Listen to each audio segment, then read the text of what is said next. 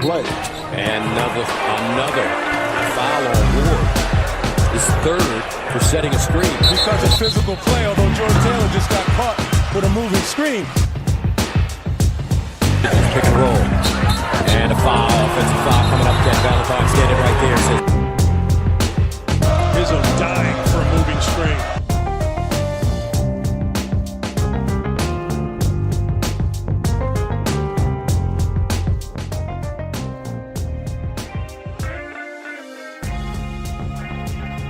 Welcome back, everyone, to another edition of the Moving Screen Podcast. I'm Brendan Quinn with The Athletic. I'm here with Dylan Burkhart, umhoops.com. It is 12:50 a.m. Sunday, March 10th, or is it, which way is this hour going? When's daylight savings kicking? We spring forward at not till 2 a.m., right? What time does it become then? 3? So, I don't know. Does it move forward? Spring forward. So it'll be 3. Yes. I think it might be 3 to 4, but we can't be sure. Miserable. Well, it was a long day waiting for an 8 o'clock tip-off, and a game that was really...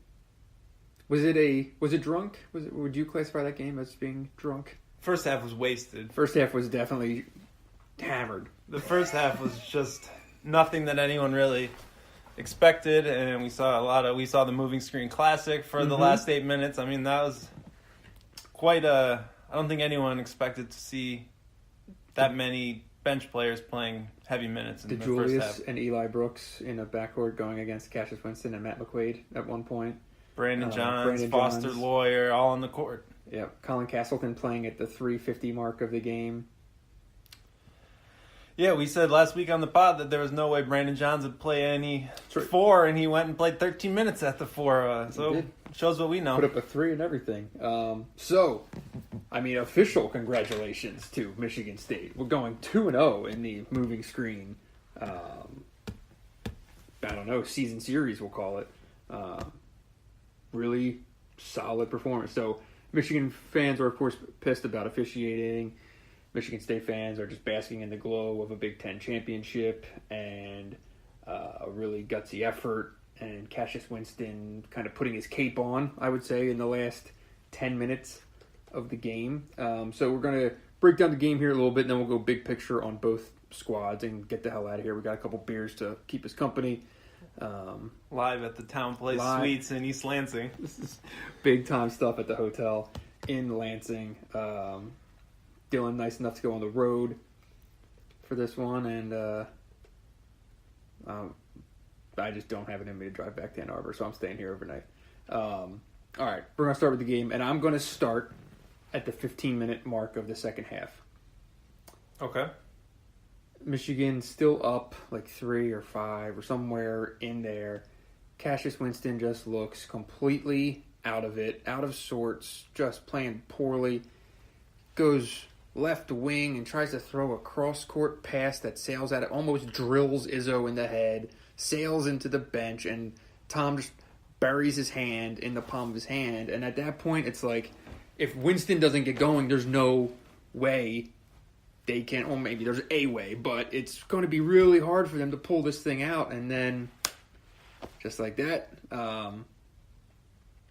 from basically the 11-minute mark in, he just turned that thing into a different, banked in a 3, and then all hell broke loose, and away they went. That banked in 3 was huge. Probably the biggest shot of the game. No doubt. Really sent things over the edge, but you can criticize that, you're waiting on Winston to play well, but if you're going to sit and wait for the best player in the Big Ten to play well, that's going to work its way out more often than not, right? Mm-hmm. You're not waiting for something to happen that might not happen. You're waiting for something that happens repeatedly. We've seen this. This is basically, this game followed, it wasn't the exact same, but a similar script where Michigan was ahead after about 30 minutes or 25 minutes, and then just kind of let the game slip away, and Winston controlled everything down the stretch and was clearly the best player on the court. I don't think it's much different in that regard. 46 second half points for Michigan State. In 33 possessions. Wow. Here's the thing with Winston. I'm curious to see. So what you really think was going on. From what I could tell, and this is hard because we haven't, we're both watching live from weird angles and stuff like that, but it did kind of seem to me that the difference was they kept on trying, Michigan was switching everything, right? So they were trying to just get Winston into mismatches and to let him go and kind of create or make something happen and stuff like that. And he couldn't finish. Like, he was missing a lot of shots. And then it seemed to me like after that, they kind of just got into, like, exploiting the other, right? So there'd be a switch here, there, and then try to exploit the other matchups. And that freed things up. And once things freed up, then he suddenly got going to the basket and he's making his variety of shots and everything, just kind of the snowball effect from there. Yeah, and what really happened from what I saw is that, he made some shots, but there are times that Michigan's defense kind of fell apart on the backside of things, and they just did not have that discipline, I would say, to kind of keep it all together, and Winston will make you pay in those situations. He also didn't play the last 7 minutes of the first half. So he was having a bad game because he literally wasn't on the court. And that was some really interesting game theory there late in the half where neither coach put his guys back on the court, right? Breslin, Livers, and Winston all sat. Yep. You look back at that, and that's really the juncture where the game was won or lost, you could say. I mean, Michigan was up 12 with, 3 minutes left? Went to the half only up 6. And that was basically without Cassius Winston. Sure. You can't afford to give up that lead at that point in the game. It might be a different game if that's 15 at the half and not at 6. Right. And really, another big factor here is it feels to me like Michigan State was bad in the first half. Forget lineup. Like, Michigan State was not very good in the first half. Full disclosure, I was kind of shadowed Tom Izzo for the day here, and that story will come some point in the next 36 hours or so. And so I was in the locker room for halftime, and I mean he was at an 11 in terms of just how pissed he was. And it was on the 3 stars. That their 3 best players didn't play well in the first half. Plain and simple. McQuaid, I don't know what was going on there. Winston, not playing well. And Tillman, I know everyone said that he kept them in a little bit, but I think he made, from the staff's perspective, he had a number of screw-ups that they found unacceptable. So they were gearing to go pretty good in the second half, and it feels like Michigan probably, the fact that was only a 6-point game at halftime was a real kick in the ass for Michigan. It just felt like it should have been like a 13-point game or something, just something really just tougher to over, because 6 is a 2-possession. You can clean that up by the 18-minute mark. And those 6 points that Michigan State got late, I think it was like a Kyle Arns layup, a weird broken play. I don't remember exactly what all went into that run, but that run really changed the game, brought the crowd back into it. But what stands out about Michigan's first half for me is that it was never really, what Michigan was doing offensively wasn't so much a breakdown of Michigan State's system. It was just Michigan players making plays. Yeah. And that's a little harder to sustain, whereas when Michigan State started scoring, Michigan's ball screen defense was broken. You're giving up lobs, you're giving up layups, and this game was really won inside, right? If you look at the stats, Michigan was 12 of 25 at the rim. Yeah. That's 48%. Michigan State, 13 of 19 at the rim. Yeah. So Michigan State was getting easy twos. They shot 63% on twos. And then they got to the free throw line. And that definitely threw the game off for Michigan. Michigan doesn't foul, and they'll tell you that. And to get 2 starters in a game where you really only have 6 players you trust on the bench, it was too much for Michigan to overcome, even with that super hot start. Yeah, Teskey was out from the 3-minute mark to about the 11-minute mark after he picked up his first. Iggy played only 9 minutes in the first half total. Scored 12 points, 5 for 5 shooting. Yeah, it was the Breslin and Livers fouls because they just don't have another option there, as you saw. And that if those 2 stay on the court, maybe that is a 15, 16, 17 point game. Did you... I'm sure Michigan fans are screaming at their cars right now. Do you think the officiating? I thought the officiating was bad both ways. I was standing on a platform under a cement barrier. Oh. So I can't really speak. I'm not going to be able to tell you if it was a good call or a bad call. I mean, it was not a great way to watch a game, I'll tell you that much. Yeah. So hard to say. I mean, I think it's surprising to see Michigan give up that many free throws. It's not something they usually do. But it's something that they did in both games against Michigan State this year. And obviously some of that is late game fouling, but tough for me to say on that. Fair. You had a much better vantage point. I thought it was bad both ways. I didn't see enough. I mean, we don't have a replay monitor, so me judging fouls is pretty tough. But at the same time, it was Michigan State grabbed 11 offensive rebounds. They were the aggressor for longer stretches of this game. Michigan had really good spurts. Like Breslin was a freaking animal. To an extent. I think Michigan was aggressive. Yeah. Michigan attacked downhill. Michigan did And not settle those for lineups step-back changed jumpers things. like they talked about Yeah. doing in the first game. Breslin got downhill. Simpson got downhill. What really changed the game was Xavier Tillman's ability to protect the rim. Yeah.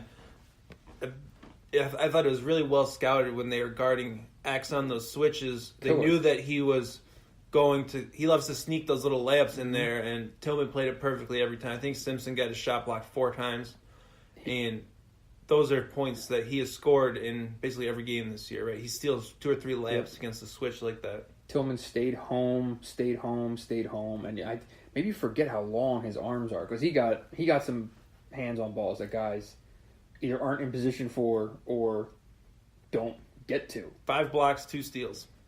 And In 33 minutes. 5 blocks, 2 steals. Wow. And He was a plus 15 in this game. losing Nick Ward hurts Michigan State, but Sometimes. having Xavier Tillman play 30 minutes is better than having Nick Ward play 30 minutes against the volume ball screen team. Definitely. But having Nick Ward play 10 minutes instead of Thomas Kithier playing 10 minutes would have helped them, right? Like, this is just a perfect matchup. And there's a reason that Tillman played so many minutes at times in games against Michigan last year, but he was just fantastic defensively.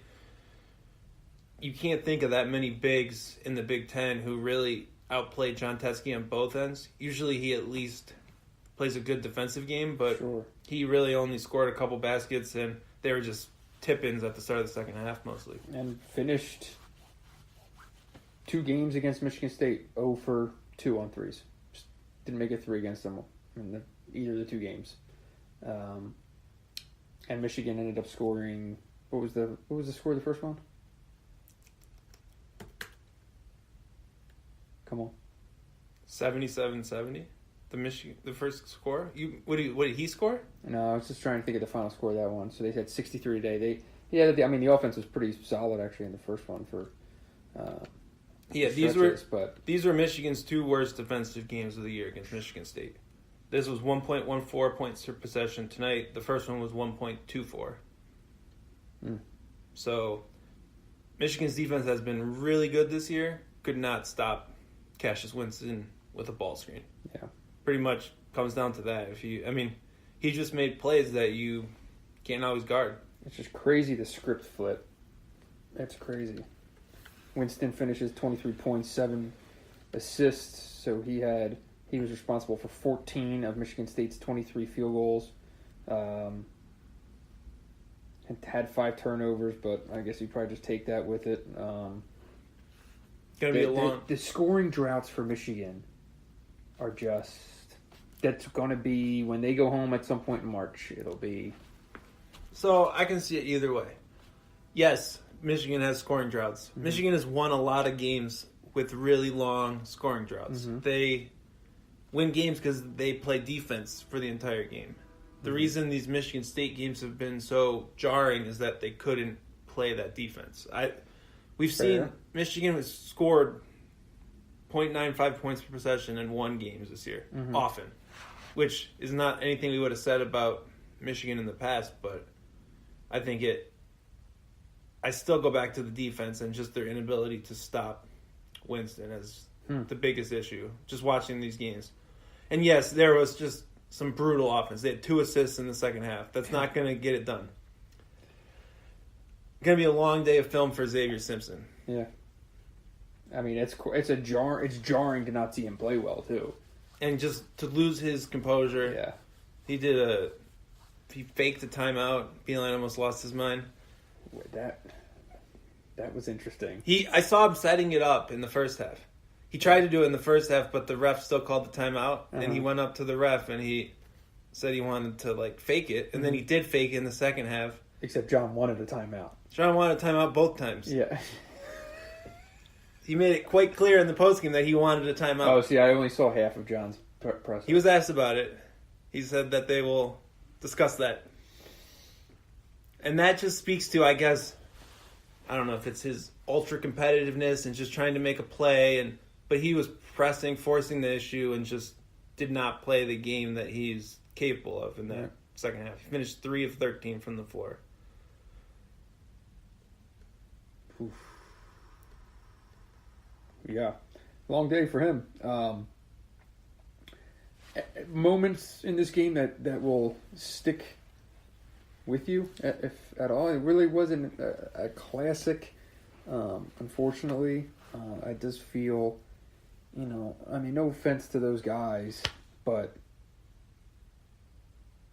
no one wanted to see Swallows of Time with Foster Loyer versus Eli, and no one wanted to see. We talked about it on the pod. I know. We willed it into existence. I was thinking it, and we will take full blame here. We will, send all of our complaints. It wasn't up to the nearly as official fun office. as we thought it might be. No, it wasn't. It wasn't at all. What a bunch of assholes.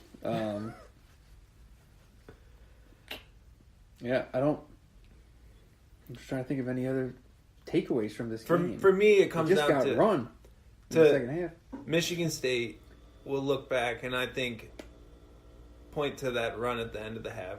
Mm-hmm. I don't even remember who was on the court, but that run is the kind of run that you need to make at home to win a game like this. Yeah. And it really speaks to, I guess, kind of this Michigan State team's really backbone and spine all year. They've made runs like that, and they've hung in games. Even games they've lost, they've come all the way back. So I think that is probably the standout moment, so to speak. So Michigan took a 35-23 lead, 12-point lead, with 3:12 to go. And what were the 3 Michigan State Kithier baskets? Had a dunk on a which fast was like break a transition run. On an assist from Aaron Henry at 2:20. 1:44, there was a layup by Arns, assisted by Loyer. Michigan took a 30-second timeout.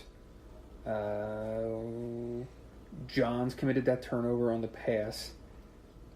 They subbed in Kithier for Tillman for Kithier, and then he got a dunk on a dime from Henry with 1:07 left, and that made it 35-29 going into half. And you're going to sit back and you're going to wonder do you put in Breslin for the last 3 minutes? I don't know. I go back to that, and I would expect that Michigan State probably would have countered with Winston if you go back to a starter, but you can't lose that stretch of the game. Totally. And that's what it'll come back to. Killer. And there were actually some decent moments before that, I thought, where Michigan made a few nice plays. I think Poole had a couple good plays, like when they were kind of sapped by foul trouble. DeJulius had a big basket, but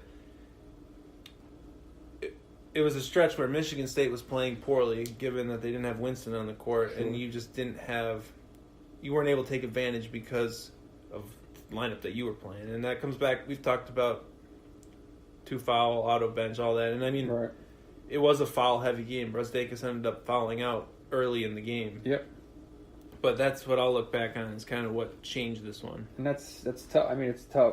So a guy like, I never understood in the first game when he sat Matthews 45 seconds in the game, because I'm like, I think Charles Matthews can play defense without fouling. If he has a foul and he knows, I feel like he can play 7 minutes without picking up a foul, like on his own, right? So something crazy might happen, whatever.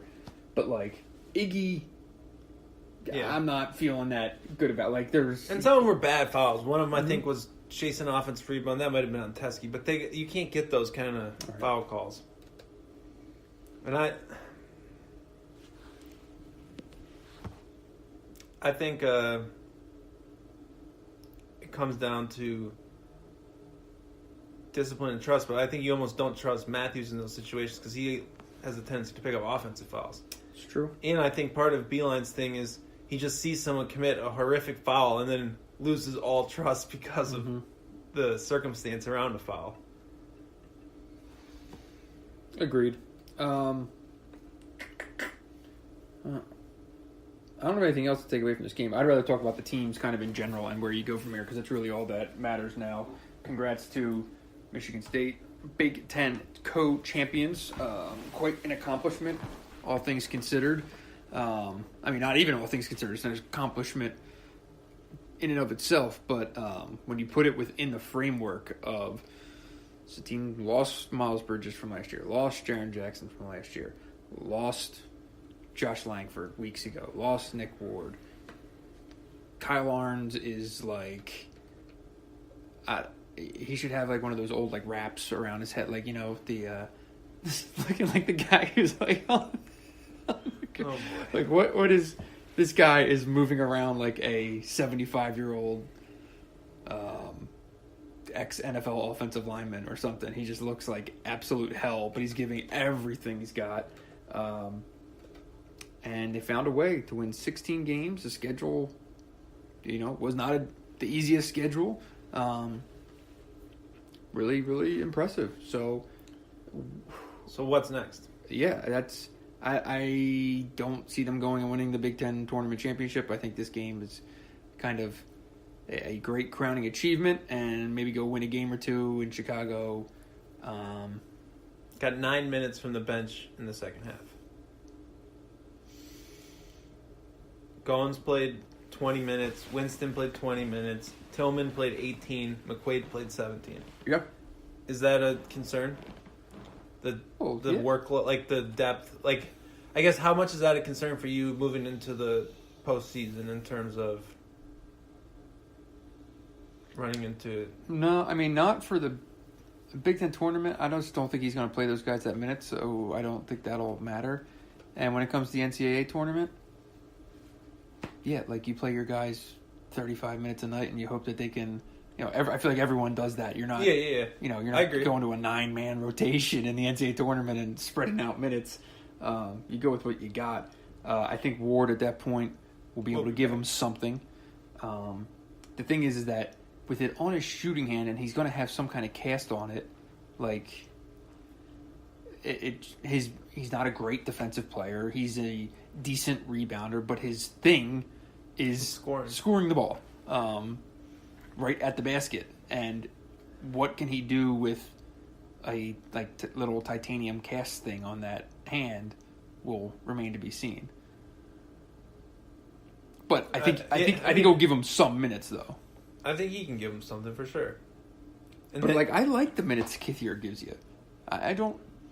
He's not great, but he's good. He's provided, I think, probably solid minutes really for a while here, which is worth noting, but I think you can still get more out of Nick Ward.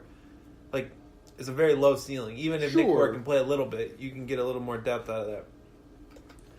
Cassius Winston, though, it really is just, I think, like you said in this game, it comes down to, is he going to dominate a game? Mm-hmm. And if he's not, I don't know. Well, it looks like the first half of this game, right? I mean, he needs to do everything for this offense, and that's just the reality of it right now.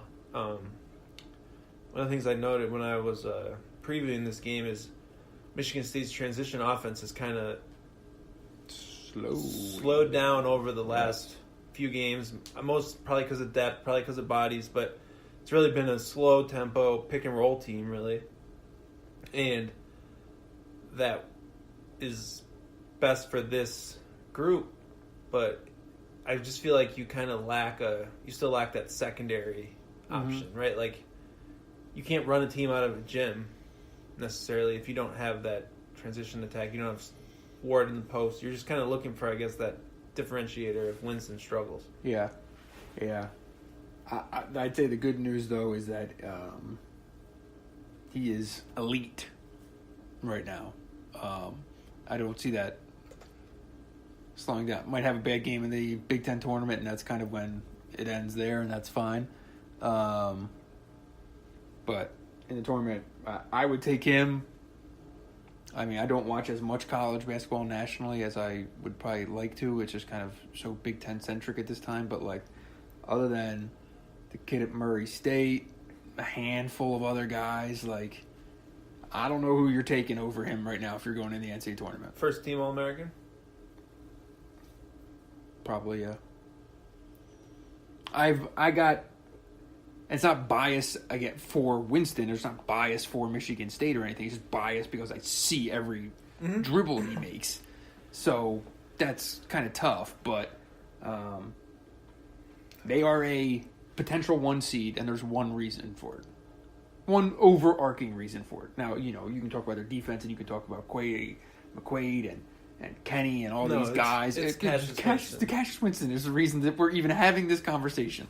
No, last year I was always fascinated by, I guess, his efficiency numbers, and he had sort of like an average usage, right? He was using like 23% of possessions, which is not crazy high. It's just sort of average. He's up to 31% in Big Ten play, which is, it's not Carson Edwards, but it's superstar high usage, and he's still been stupid efficient. And I think Izzo pointed that out after. He's one of the most efficient players that he's ever coached, and it's unfortunate that Michigan State had all these injuries, but I think it's kind of allowed Winston to reach, definitely, I don't know if it's a ceiling, but a higher level without a doubt, right. And just sort of by necessity. He doesn't have... And it will help them next year because Langford is going to come into, I think, a set system of like, this is the dude here. Like, you are obviously number 2 option, and we will get you these shots, and we will do this, and da-da-da-da. But, like, coming into this year, it was certainly, is it Winston, is it Ward, is it Langford, and every give, like, next year, it's, assuming he's back, of course, number 1 with a bullet. But first, the NCAA tournament.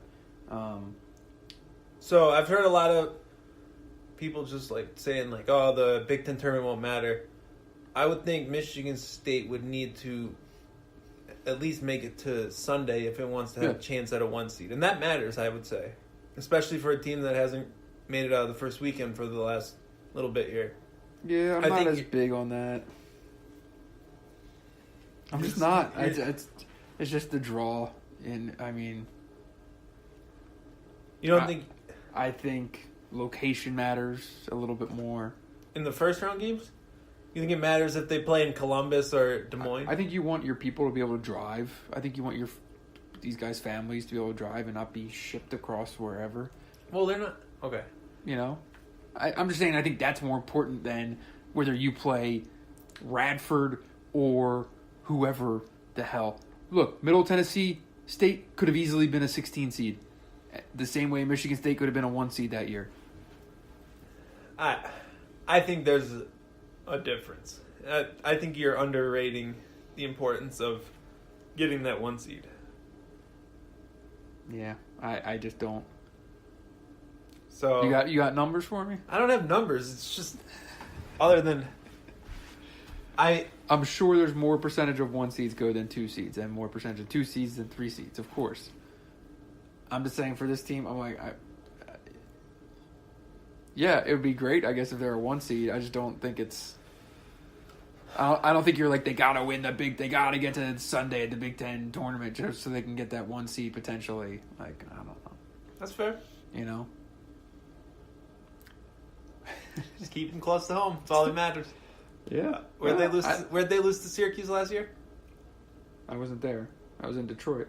Everyone could drive to that. I'm not saying it's the most important thing. I'm just saying I would think that it's more valuable than 1 versus 2. I don't care. That's fair. What seed were they last year? I don't remember. They 2? Last year, they were a 3. 3. So they could have been a 2, and then they could have avoided Syracuse. I don't know. See what I mean? Like, you go all over the place. Does Michigan win its third straight conference tournament championship? No. I like them more, too, since they won this game. Since they lost. Or since they lost this game. Yes. I agree. I think the teams that you would not want to face are probably more in the top half of the bracket. Mm-hmm. I don't think that you would want to face either Indiana potentially coming off a game they have to win to make the NCAA tournament, and then Wisconsin in the semi. Mm-hmm. Now you're looking at, I like Michigan matching up against Purdue. I know everyone's going to say Iowa's not a great matchup because they beat Michigan and whatnot. I think that's almost an ideal kind of situation as far as a revenge game, right? A game that Michigan played really poorly. I don't know. They have a decent draw. I'm just not sure where this team's at. I think Charles Matthews' health is going to be important. Very important. Beeline said today that he almost expected him to play. Right. Said he couldn't go in warm-ups, Right. but he seemed confident that he'll be back for the Big Ten tournament. But obviously made it clear that it's up to Seemed like he Matthews. was a little not Yeah. peeved, but I think in his mind, his plan, right? Every coach goes into a game with some kind of, all right, this is going to go down, this will go down, and then we're going to do this, and da-da-da-da. On the podium, it seemed to me like he really thought he was going to play. And It certainly seemed like Yeah. it. And, I mean, he was dressed, he warmed up. yeah. At that point, you're expecting him to go. Yeah. He said he did some full court stuff, it sounded like, in practice, some transition drills, hit a three. I mean, so I don't know. Interesting. This team does not have any margin for error No. if Charles Matthews is not there. Really, neither of them do. It's true. Really, neither of them do. That was one thing in the office. Tom's like, we got no margin for error tonight. Da, da, da. All right, so there's 4 games tomorrow, right? There's 4 You're going to pick the winners, and I'll tell you what the bracket's going to be. Oh, All right? So, Indiana versus Rutgers. Indiana. Nebraska versus Iowa. Iowa. Ohio State versus Wisconsin. Wisconsin. Penn State versus Illinois. Penn State. Submit. Okay. In that circumstance, it will be Michigan State at the 1 playing the winner of Indiana versus Ohio State. And then later in the day, Much later. Michigan as the 3 seed playing Iowa or Northwestern or Illinois. Wow. The battle in Chicago that day. That'd be a huge game. Illinois versus Northwestern. Wednesday night You know what they say? in Chicago. The biggest games have general admission seating, so get there. So Northwestern versus Illinois. Winner gets Iowa. Winner of that would get Michigan at midnight in Chicago or something. And the 1 through 4 in that is 1 Michigan State, 2 Purdue, 3 Michigan, 4 Wisconsin. If I'm Michigan, I would like Purdue on the semifinal. I agree. As opposed to Anyone on the top Wisconsin half of the bracket. or Maryland. Yeah. I think that's I agree. a nice draw. I think they've played so often over the last few years that I think they're really kind of comfortable attacking that defense. Yep. And also defending a team with such a, I guess, one-dimensional score. And if this is the bracket and it's Minnesota or Penn State as the other option, Michigan will win either of them as well. I don't know about Penn State. Penn State's playing well, man. If they get Penn State, they will beat Penn State after the way that game went down. Right? I see what you're saying. I mean, You get to have your coach for the whole game, in theory. In theory.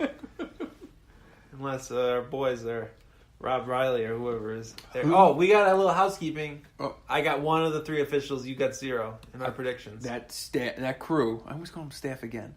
That crew was low rent. I'm sorry. There was no big name hitters. What was that about? It showed. Yes, it did show. It did show. It was not a good crew, and it was not a well called game. What was that travel on Teskey? All the gifts sent at me seemed to think that it was not a travel, and it certainly didn't look to be a travel.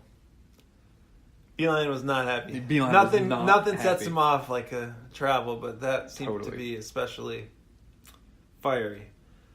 Who is the Big Ten tournament champion? Wisconsin. I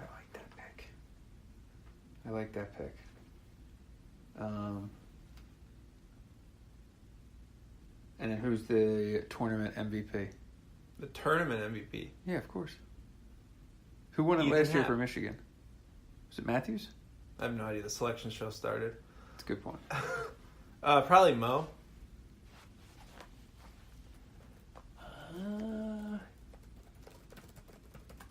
I don't remember at all. Oh, no, the selection show didn't start. This was last year. It was a week early. It was a week before. That's right. All-tournament team. Mo was the player at the tournament. Mohammed, Carson Edwards, Tony Carr, Corey Sanders.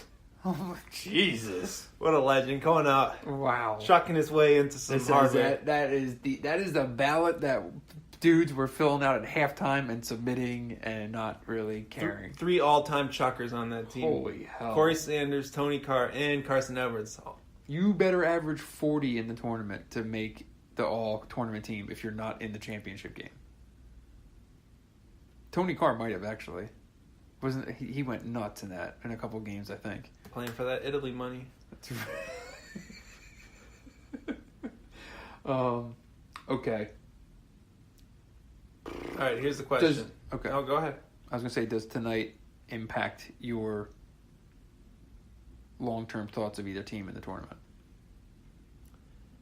I had people pull me aside saying this Michigan team's got first weekend exit written all over them after the game. The paint had barely dried on this game. I think that for Michigan State, this is sort of what I expect. I think this is what Michigan State is right now. Mm-hmm. They go as far as Winston takes them. I think that's the second weekend, and then who knows? Anything can happen. For Michigan, I think it kind of reinforces, I guess, sort of their issue throughout this conference season. They haven't, like, Maryland was a step in the right direction, but they haven't really been able to get over the hump in some of these big conference road games. And this is going to be a regular season of close, but not really enough.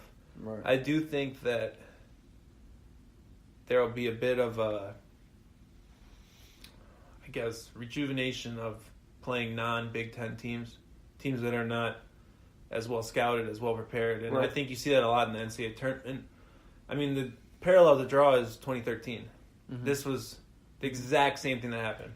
Lost the regular season championship in the last game of the year.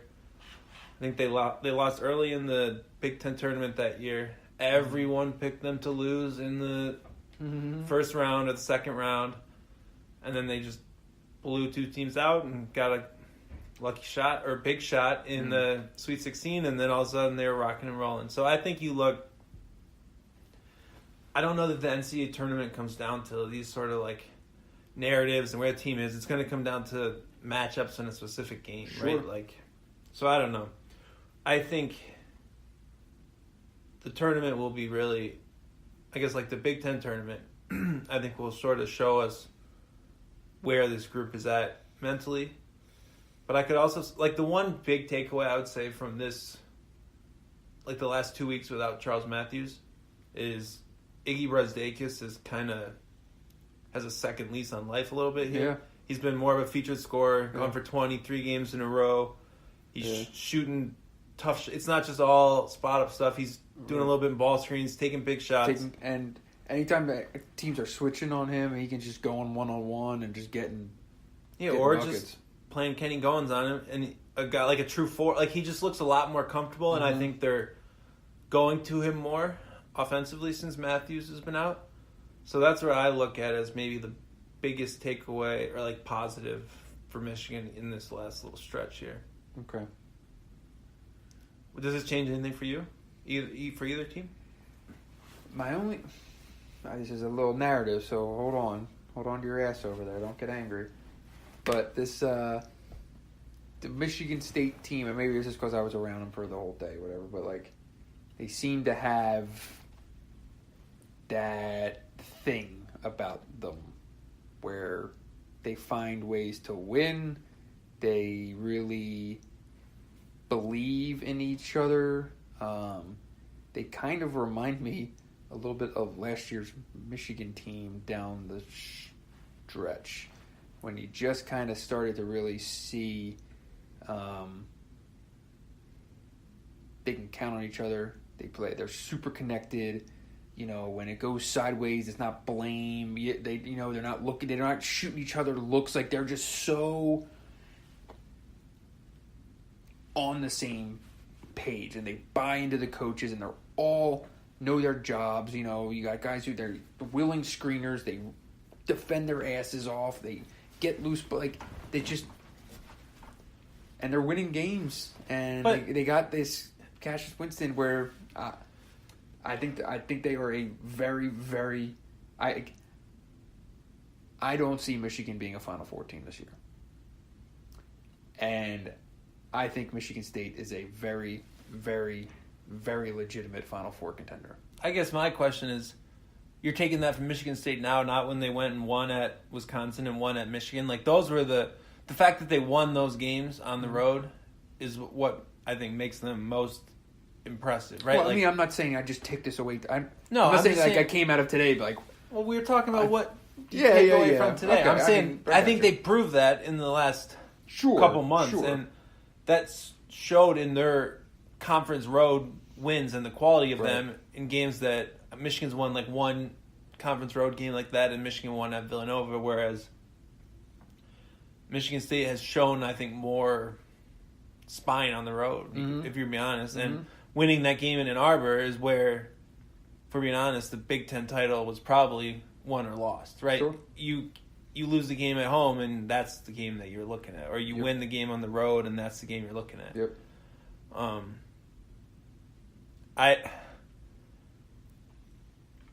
I just found it was very interesting to be in there at halftime. And Well, you were also in halftime in the exact same situation in both locker rooms, yeah, I was. which could be interesting. I was dismissed from one though. Today, like there was none of the guys were calling each other out. It certainly wasn't positive, but like the guys were together. I don't know. They remind me of last year's Michigan team. Which is going to drive people freaking crazy, but whatever. So, you're picking Michigan State to the Final Four? That's what you're saying? I'm starting to lean that way. I think. What do you think is the matchup that beats Michigan State?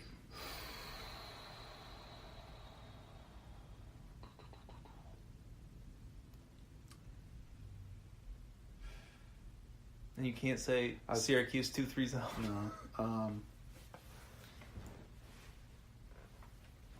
Virginia? No. No. That's not the right answer. Why is that the wrong answer? Because Michigan State always waxes Virginia. And Virginia plays Michigan's style of defense by and large, right? They've pretty much wiped the floor with that. So I don't know that you can go... You knew goddamn well that was going to be the answer. It's the wrong answer.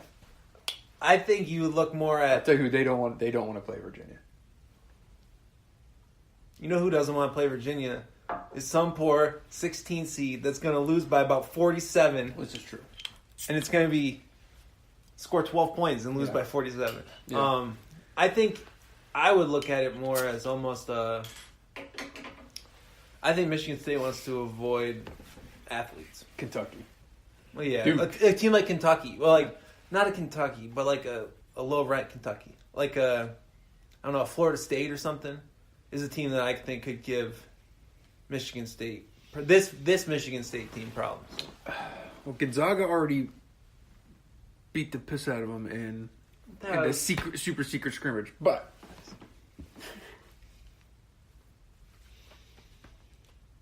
about Texas Tech. pack line, but they can get after it. Mm-hmm. What is... What about Nevada? A bunch of seniors. They got senior athletes. They do have senior athletes, and they just play head down, get buckets. And they're ready to fight you in the tunnel after, too, apparently. What are the kind of... Houston? I mean, solid. I can see that. I don't know about this Houston team as much, but... They would wax Auburn. Yeah, it needs to be really a fine line of athletes to also having some form of coaching. Coaching, yes. Yes. What kind of matchup do you think Michigan needs to avoid? I think similar teams. To Michigan or to Michigan State? No, to themselves. So you think they would struggle against the Pac-line Texas Tech, type Virginia, team? Wisconsin. Yeah. Whoa. Folks just got back from the bar next door. We might have to go check out the other suite. I go the opposite. I would say they want to avoid great ball screen guards. Tremont Waters, LSU. Although, who knows who will be on the roster by March. But I think you worry about a ball screen team for Michigan. Like a volume, not Cassius Winston, but a low. Have they not played other volume ball screen teams this year? No. Not with a great point guard. Who have they played? They better stay the hell away from Murray State. Yeah. Oh boy. I think everyone wants to stay away from Murray State. I would certainly want to probably see them avoid like a Villanova again. But no, I would say like teams. So Cincinnati, Texas Tech. I think they're UVA. I think Michigan is content to win a rock fight. I don't think they can win a shootout. Interesting. But like, I would say that I'd rather have their defense. I think Michigan State is just a particularly good matchup against them for some reason. I think a high-scoring team would actually... And, like, these two know exactly what the other one is going to do. Like, I think a normal high-scoring team playing against Michigan... That's true. Could be really thrown off their game. I think Michigan would wax any team relying on transition offense. Like you saw that with North Carolina. Yes. Their transition defense is that good.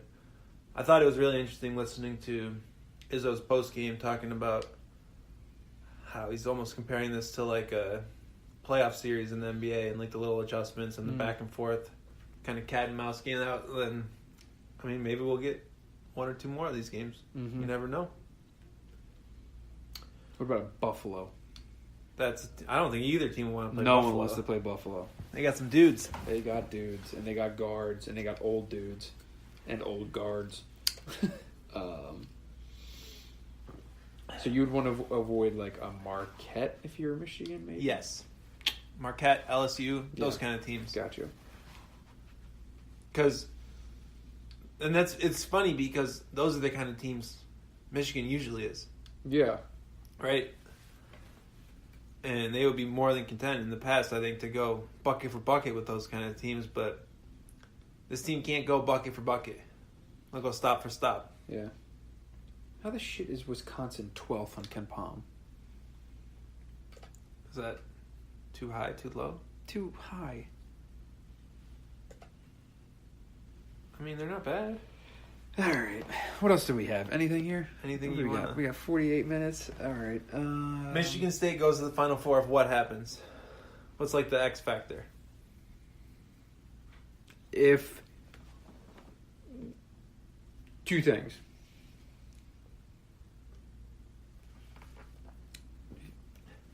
Turnovers. So I'll just say, can I just be like, Cassius Winston continues to be amazing and they don't turn the ball over, we'll make that one. Okay. And if Nick Ward comes back, that it is somehow occurs seamlessly. That's a big if. That's a big if. Does he come off the bench? Yes. Can you? Are there like documented instances of people playing with a cast on their shooting hand effectively? Like Not that I can what is think the of. expectation of what he'll be able to do? I have no idea. Because Izzo even talked about he might be able to. He wanted to play at halftime. Yeah. No, at halftime he was saying, "Coach, put me in the game." Like that was not hyperbole from Izzo. Like I heard it with my own ears. Has he practiced? Like I guess I'm unclear of what the. So he's got like a wrap thing that like wraps around his thumb. But he can like use his hand. Like yeah, I mean you can use your. It's not like a lineman in the NFL, like right with a big club hand or something. Like if you like followed that. him, would he shoot free throws with his shooting hand or He his would offhand? shoot with his left hand. He would still shoot with his left hand. It would just be a little funky, right? So he could It's play. probably a little bit more palm. It's probably like, but like, can he get the ball, turn, pivot, dunk the ball? Like that's what he. Yeah. That's what his he does. game. That's what he does. But so much of his game is before he catches it, right? I mean, so he just needs to be able to finish. Do you see that as a seamless integration when he comes back? I don't know. I mean, because it's going to be personality stuff. It's going to be. I would think so because I don't think Ward even would have illusions or delusions of like I'm getting in there. I'm getting my 20 in front of these NBA guys. You know what I mean? Like I think he would be like I'm going to help these guys win. I'm not worried about points or minutes. And it almost helps that he'll be like limited to a degree, so yeah, you can ease him in, right? Yeah. If it's a limited role, it's not like he's coming back cleared to play 100%, wants to play his 28 minutes or whatever he was getting before he got hurt. So that could actually kind of help that transition, I would say, for sure. Like they need Xavier Tillman still playing 30 minutes. Xavier Tillman, like he's not taking minutes. No one's taking minutes at the 4 because Kenny's playing. He played 39 tonight and is going to play until he collapses. how many rebounds did he grab tonight? 16? And banged a couple pretty big shots too. Yeah, He's unbelievable. So, what happened with his shooting? We need the origin story of him learning how to shoot. Oh man, when I asked one of the members of the staff about it, they said that he barely even practiced it. As like an he would take shots. Everyone puts up shots, right? But there's a difference between that and like getting up volume. Early in shots his every career, day. he had to just practice, just playing hard as hell and trying to play defense and just get on the court and do the. It's not like they were drawing up pick and pop for him to get shots up. Yeah, right. I mean, he was very much just doing whatever he could to get on the floor. Yeah. But even this year, he was what? I had the stat. He was like 8 of 23 or something in non-conference, and now he's 41% in Big Ten play. Yeah. Coming in today, he was 48% in his last 10 games. That's a pretty crazy... It's insane. With volume. Yes. I mean, he's put up 87 threes in Big Ten play. That's a lot of threes. That's a lot of threes. 87. And he's put up 128 threes in his career. Wow. So he didn't take any his first 2 years. Did he attempt one his first 2 years? No. Yeah. He was 4 of 15 as a junior. Yeah. So he basically just flipped a switch. Yeah. I assume a lot of hard work went into that, but I think it was just a lot of shooting. that's been a complete game changer. I mean, what else could it be other than shooting? Yeah, but He found a genie bottle? it's not like there's a degree of. You say you said he didn't shoot before. I'm sure he shot some. I mean, I think it's just a crazy. Like, how many people? But like, it's just a matter of trusting him to shoot it. They're just not going to let him shoot it. And if you do take it and miss it, you're going to come out of the game.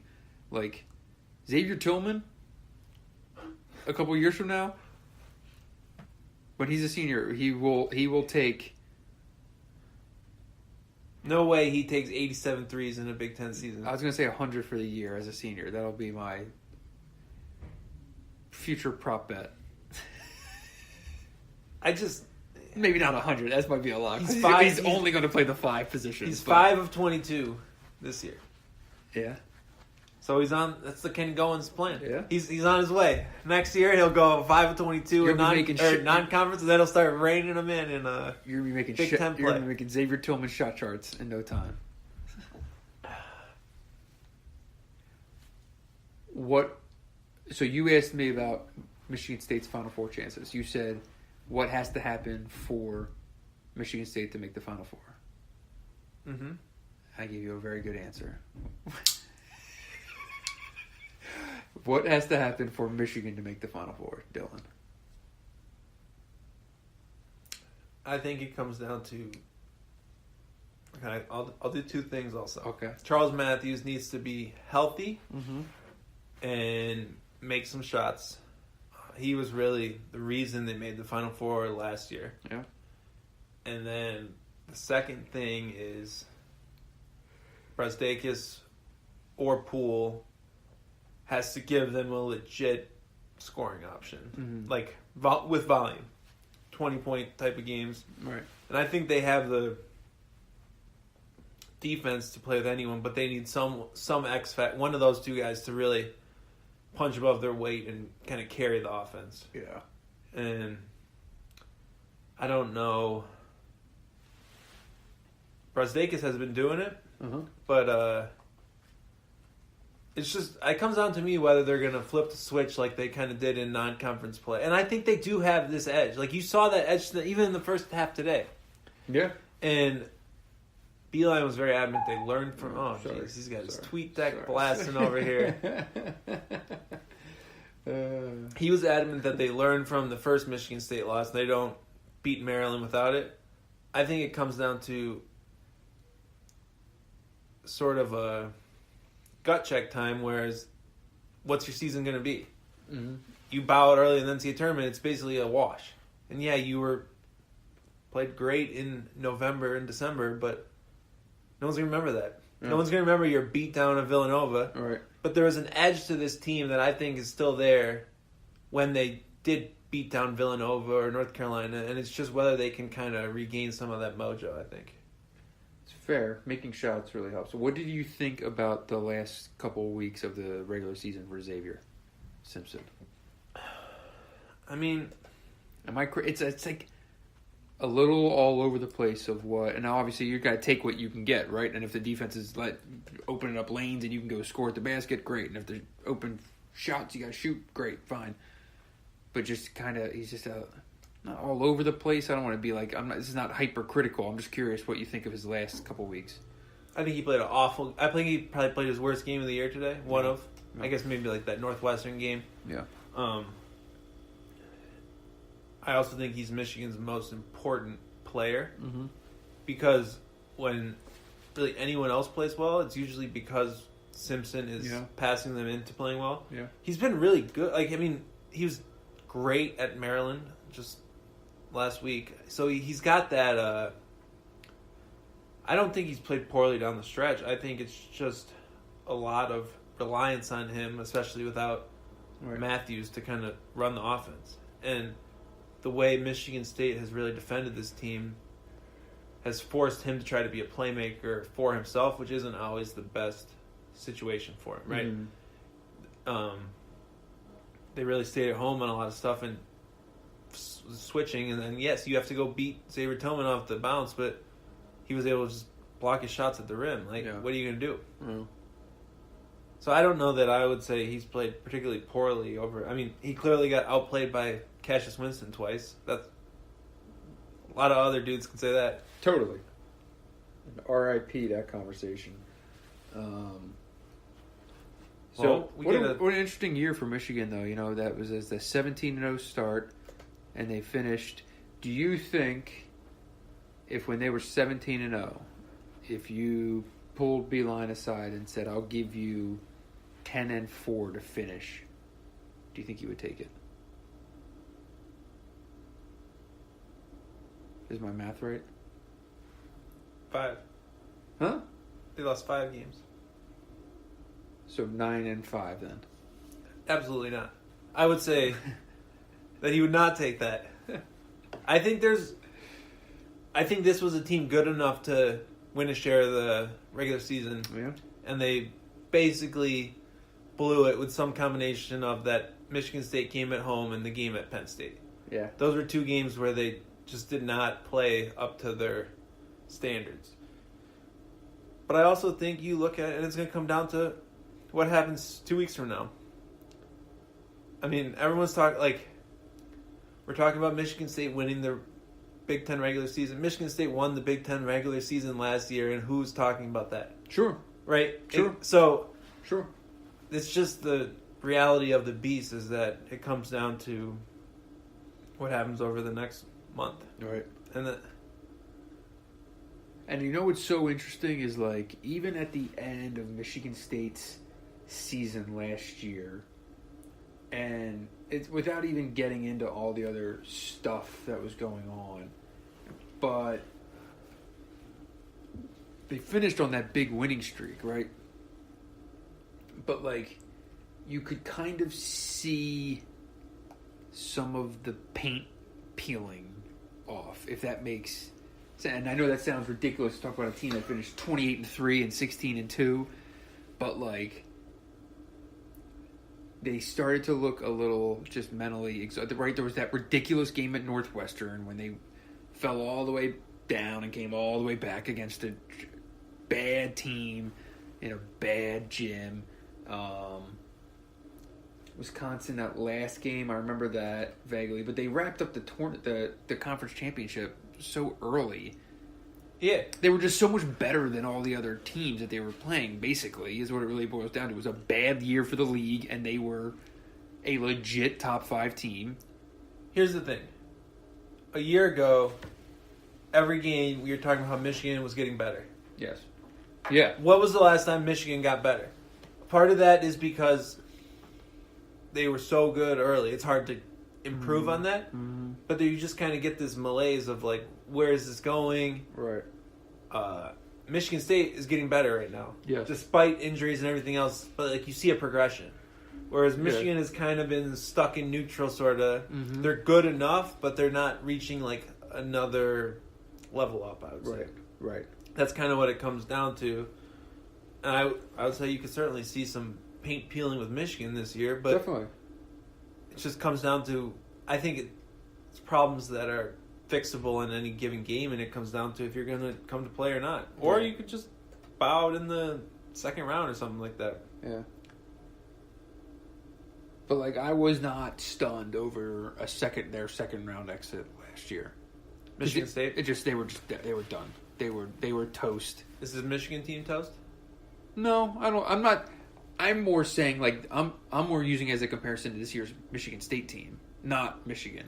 Like, Okay. last year's Michigan State team versus this one, where it's like they're both going in with momentum. They both got, Big Ten championships, whatever. But I'm like, this team, they just look better. They sound better. They, like you said, they're showing actual improvement game to game. Like that at the end of the year last year, they were just pulling some games out by the end. Like, they smoked Minnesota, but otherwise, they were just kind of pulling out a lot of games out of their ass down the stretch. And then, like, right, there was that bad tournament game against Wisconsin, and then Michigan kicked the piss out of them in the Big Ten tournament. Look, Michigan State is the kind of team I think anyone will want to coach because everyone knows their role. Mm-hmm. Yeah. You can't say the same about Michigan right now. Mm-mm. Right? Like, the roles are so kind of up in the air, right? This Michigan State team can really stick to a plan because then the problem with last year's Michigan State team is they didn't know their roles either, right? Definitely.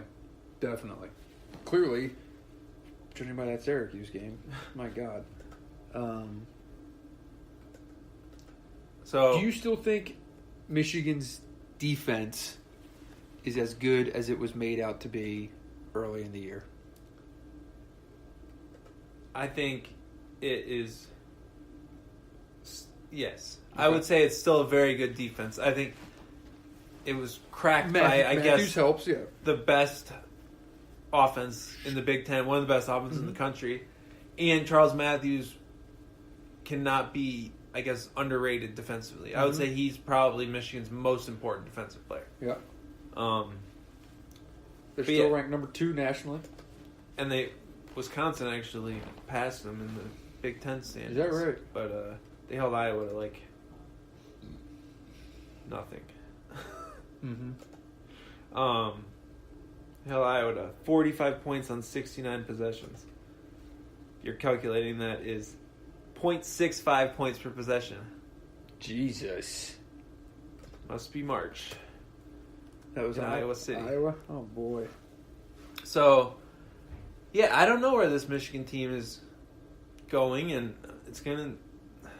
You don't know what life's going to be like when the lights turn on in March. I mean, it's a completely different environment, right? I mean, a guy like Jordan Poole, you know...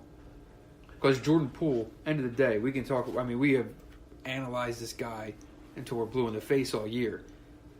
Everyone and their mother knows if Jordan Poole goes out and puts up 2 big-time performances in the NCAA tournament, he's a first-round pick. I thought he played better today. He did. Especially defensively. He got pretty much embarrassed on that side of the ball in the first game, and he was a lot better. So, even odds. Michigan to advance to the second weekend or to go home. What would you take?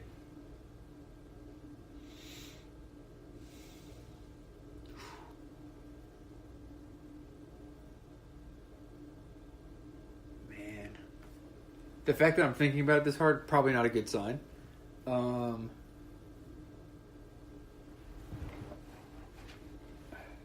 probably say advance, just because of the defense.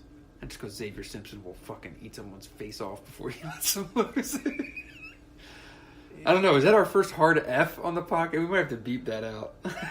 Luckily, I am not beeping it out before I drive home in the morning, so Fair. people will have to deal with it. All right. Sorry, everyone. Yeah, it's interesting. How much time are we at here? 106. We meant to go for 45. Well, here we are. People said they liked our last pod when we were Just rambling. drinking in a random hotel room, rambling. We're just inviting you. This is literally what we would be doing probably at a bar. We just happen to have an iPhone running and we're in a... Bringing you into the fun. Yeah. It kind of was like the bad news for of the Michigan pod. fans is that you have a really bad record on pod bets, so betting on them to advance is not a great... I have a bad record in everything this year. Pretty much bad record in general, actually, if you go back to over the years. You didn't pick Indiana to win the Big Ten, though, so you're still winning. There we go. And actually, I did pick Michigan State. Okay. We should pull up our We probably preseason. shouldn't. I don't want to I'm going to pay someone to delete that article from existence. Why? You know who wrote that article? I do. All right, we're going to do this, and then we're going to get out of here. God. Yeah, that's right. Here we go. Queuing it up. This is from October 10th, 2018. Now we get to call each other out. We already know that I failed at this exercise. No, but we can ignore, the Indiana one, Let's whatever. Let's see. We'll go you first. You had Indiana 1, Michigan State 2, Michigan 3, Wisconsin 4. It's pretty good. It's pretty strong. Nebraska, okay, 5. Purdue 6, Maryland 7, Iowa, Ohio State, Northwestern. Oh, God. Northwestern, not great. Minnesota, Penn State, Illinois, Rutgers. All right. I don't think that's not that terrible. I was not. I was buying the wrong stuff in Indiana. Should have gone with Purdue and not the Hoosiers. Yeah. All right. I missed on Purdue big time. All right. I had Michigan State. Oh, I had Indiana second? No, this isn't mine. You're on the left. You have Indiana second. Oh, shit. And Nebraska third. Michigan State, Indiana, Nebraska. I thought I had Michigan second. Interesting. I've been telling people that. Oh, well. Michigan State, Indiana, Nebraska, Michigan, Wisconsin, Minnesota, Purdue, Ohio State, Iowa, Maryland, Penn State, Illinois, Northwestern, Rutgers. I think at the end of the day, It must mine's really be worse. yours because you have Minnesota 6th. I That's think- just got you written all over it. I think end of the day, mine is actually worse than Even though You've been talking shit about Indiana this whole time, and you had them second. I thought I had them lower than that. That's funny. Oh well. Archie's still got a chance to make the tournament. Head back to his old stomping grounds. We're looking at Michigan State, Indiana, Part 3. Michigan State, Indiana 3. Oh man, not a single person picked Cassius Winston for Player of the Year or Iggy Brasdakis for Freshman of the Year. Are you I'm not surprised. delivering both of those awards? Yeah, I think it's done. You think Brasdakis will win Freshman of the Year? 100%. Romeo? I don't know. If some lazy ass voters vote for, that's where the Big Ten should make their ballots public, because then it's just like you did not watch games. We do appreciate the transparency of your media poll that we can go back and That's right. cherry pick everyone's wrong answers. They're all out there, and everyone knows that I make them all public too. It's true. Yeah, It's a very transparent process. it is. P. Quinn Enterprises over here. All right. Well, good stuff. We will do. We do a We should do like a Big Ten tournament preview pod. Yeah. We can. Yeah. Drop that on Wednesday at some point. We're not doing anything with the All Big Ten. I don't care if we do or not. We know that everyone knows the All Big Ten team should be Cassius Winston, Yes. Ethan Happ, Yes. Carson Edwards, Yes. Bruno Fernando, Yes. and It's a tough one. I'd say Xavier Simpson. I would say Xavier Simpson. So we agree. No Yeah. pod. That's it. All right. So we'll do a. How about this? We'll do our reactions to Okay. the Big Ten awards, And we'll Plus- preview the tournament. our tournament pod. Yeah, that'll be a good one. And then we'll figure out what we do in Chicago. I'm one you know what time last call is in Chicago? 5 a.m.? 4 a.m. 4 I think. I'm thinking 4 a.m. pods, home from the bar, spitting people serious want that. takes. All right. We'll see. Well, thank you everyone for listening. It's now, the time changed. 3:01. 3:01. So I was right. That's 2 not- to 3. Yeah, there you go. Man, that is a significant difference. Okay. Thanks for listening. Subscribe to the great umhoops.com and The Athletic. Big story coming out. Behind the scenes.